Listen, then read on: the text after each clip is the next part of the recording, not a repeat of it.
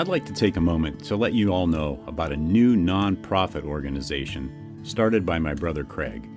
It's called Treats and Truth. They fill oversized brown lunch bags with snack items, chips, crackers, popcorn, cookies, etc. Also, a bottle of water, toothbrush, toothpaste, sanitary wipes, and most importantly, a small gospel tract book of John. No cigar? I'll have to talk to him about that. The bags are then hand-delivered to the homeless and people in need in and around the Los Angeles area. Let's help get this ministry off the ground. They're a 501c3 tax-exempt organization, so any and all donations are tax-deductible and greatly appreciated. Visit their website at treatsandtruth.org. Check out the show notes for the link. Also, please follow them on Facebook and Instagram. Thank you.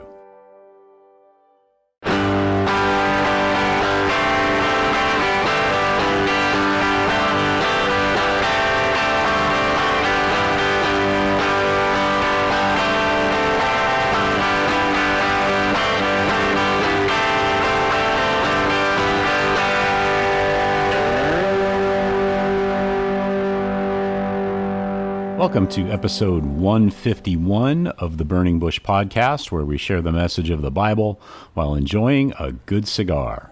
Hope you're doing well, and I'm glad you've joined me. Today we're reading the New Testament book of Luke, chapter 8, with commentary from the notes in the Charles Spurgeon Study Bible, and I'm smoking the Crossfire cigars Platinum in the Magnum 6x60 Vitola. So let's go to the Crossfire Cigars website and see what they have to say. The Platinum has a rich, oscuro Ecuadorian Habano wrapper with a special blend of the Dominican filler and binder.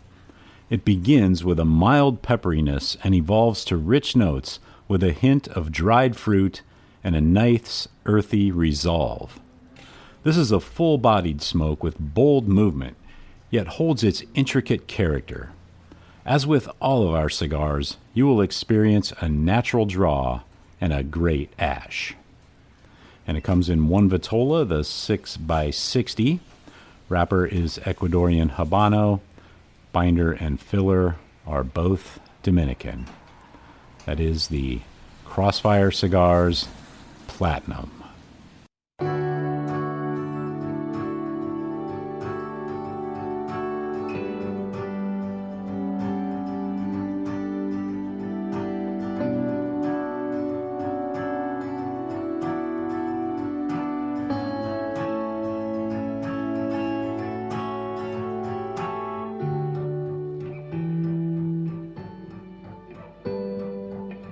So let's get into this week's reading in the book of Luke, chapter 8. I am reading from the English Standard Version, the ESV, and verse 1 reads, "Soon afterward he went on through cities and villages, proclaiming and bringing the good news of the kingdom of God. And the 12 were with him, and also some women who had been healed of evil spirits and infirmities. Mary, called Magdalene, from whom 7 demons had gone out, and Joanna, the wife of Chuza, Herod's household manager, and Susanna, and many others, who provided for them out of their means. And when a great crowd was gathering, and people from town after town came to him, he said in a parable, 'A sower went out to sow his seed, and as he sowed, some fell along the path, and was trampled underfoot, and the birds of the air devoured it. And some fell on the rock, and as it grew up, it withered away, because it had no moisture. And some fell among thorns, and the thorns grew up and choked it. And some fell into good soil, and grew, and yielded 100-fold. As he said these things, he called out, 'He who has ears to hear, let him hear.'" And Spurgeon comments on verses 4 through 8. "As a large crowd was gathering, and people were coming to Jesus from every town, he said in a parable, 'A sower went out to sow his seed. As he sowed, some seed fell along the path. It was trampled on, and the birds of the sky devoured it. Other seed fell on the rock. When it grew up, it withered away, since it lacked moisture. Other seed fell among thorns. The thorns grew up with it and choked it. Still other seed fell on good ground. When it grew up, it produced fruit, 100 times what was sown." As he said this, he called out, "Let anyone who has ears to hear listen." Will 1 in 4 of our hearers, with well-prepared hearts, receive the word? The ground is described as good, not that it was good by nature, but it had been made good by grace. God had plowed it. He had stirred it up with the plow of conviction, and there it lay in ridge and furrow as it should lie. When the gospel was preached, the heart received it, for the man said, "That is just the blessing I need. Mercy is what a needy sinner requires." So the preaching of the gospel was the thing to give comfort to this disturbed and plowed soil. Down fell the seed to take good root. In some cases it produced fervency of love, largeness of heart, devotedness of purpose of a noble kind, like seed that produces 100-fold. The man became a mighty servant for God. He spent himself and was spent. He took his place in front of Christ's army, stood in the heat of battle, and did deeds of daring that few could accomplish. The seed produced 100-fold. It fell into another heart of like character. The man could not do as much, but still he did much. He gave himself to God, and in his business he had a word to say for his Lord. In his daily walk he quietly adorned the doctrine of God his Savior, and he brought forth 60-fold. Then it fell on another, whose abilities and talents were but small. He could not be a star, but he would be a glowworm. He could not do as the greatest, but he was content to do something, however humble.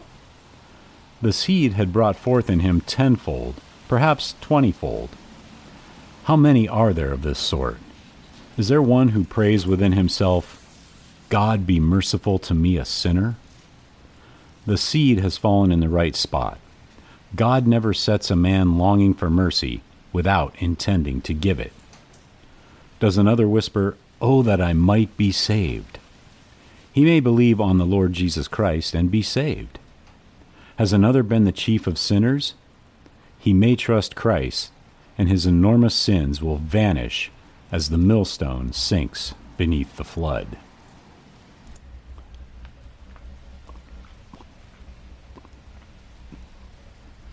And back to Luke verse 9. And when his disciples asked him what this parable meant, he said, "To you it has been given to know the secrets of the kingdom of God, but for others they are in parables, so that seeing they may not see, and hearing they may not understand." Now the parable is this: the seed is the word of God. The ones along the path are those who have heard, and then the devil comes and takes away the word from their hearts, so that they may not believe and be saved.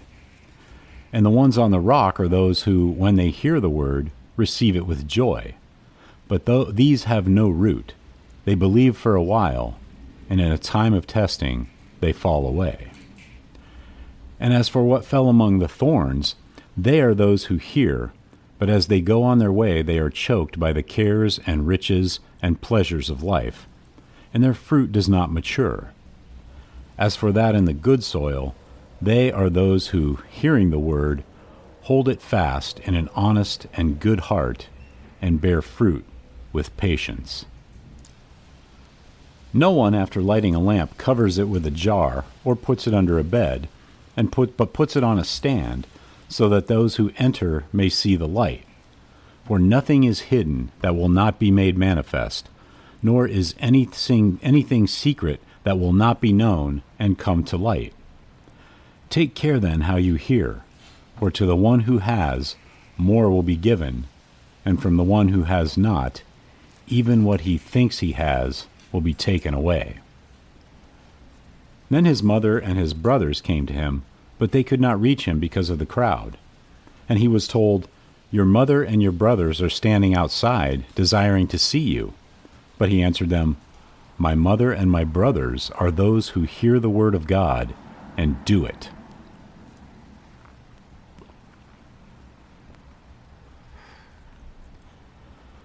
One day he got into a boat with his disciples, and he said to them, "Let us go across to the other side of the lake." So they set out, and as they sailed, he fell asleep. And a windstorm came down on the lake, and they were filling with water and were in danger. And they went and woke him, saying, "Master, Master, we are perishing." And he awoke and rebuked the wind and the raging waves, and they ceased, and there was a calm. He said to them, "Where is your faith?" And they were afraid, and they marveled, saying to one another, "Who then is this, that he commands even winds and water, and they obey him?" Then they sailed to the country of the Gerasenes, which is opposite Galilee. When Jesus had stepped out on land, there met him a man from the city who had demons. For a long time he had worn no clothes, and he had not lived in a house, but among the tombs. When he saw Jesus, he cried out and fell down before him, and said with a loud voice, "What have you to do with me, Jesus, Son of the Most High God? I beg you, do not torment me." For he had commanded the unclean spirit to come out of the man. For many a time it had seized him. He was kept under guard and bound with chains and shackles, but he would break the bonds and be driven by the demon into the desert. Jesus then asked him, "What is your name?" And he said, "Legion," for many demons had entered him. And they begged him not to command them to depart into the abyss. Now a large herd of pigs was feeding there on the hillside, and they begged him to let them enter these. So he gave them permission. Then the demons came out of the man and entered the pigs, and the herd rushed down the steep bank into the lake and drowned. When the herdsmen saw what had happened, they fled and told it in the city and in the country. Then people went out to see what had happened, and they came to Jesus and found the man from whom the demons had gone, sitting at the feet of Jesus, clothed and in his right mind, and they were afraid. And those who had seen it told them how the demon-possessed man had been healed. Then all the people of the surrounding country of the Gerasenes asked him to depart from them, for they were seized with great fear. So he got into the boat and returned. And Spurgeon comments on verse 37, "Then all the people of the Gerasene region asked him to leave them, because they were gripped by great fear. So getting into the boat, he returned." Surely this legion of demons must have had the same effect on them as the poor man when Christ first came to him. These foolish people took up the same cry as the poor demoniac. Christ sometimes hears this kind of prayer. There is many a person who has entreated that his conscience might not be troubled any more, and it never has been troubled again. But what an awful prayer for anyone to pray.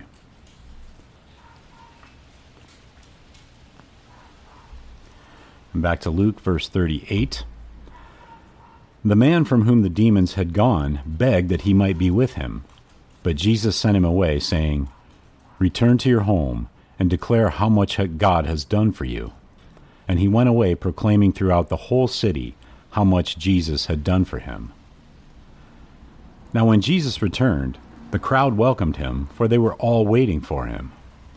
And there came a man named Jairus, who was a ruler of the synagogue, and falling at Jesus' feet, he implored him to come to his house, for he had an only daughter, about 12 years of age, and she was dying.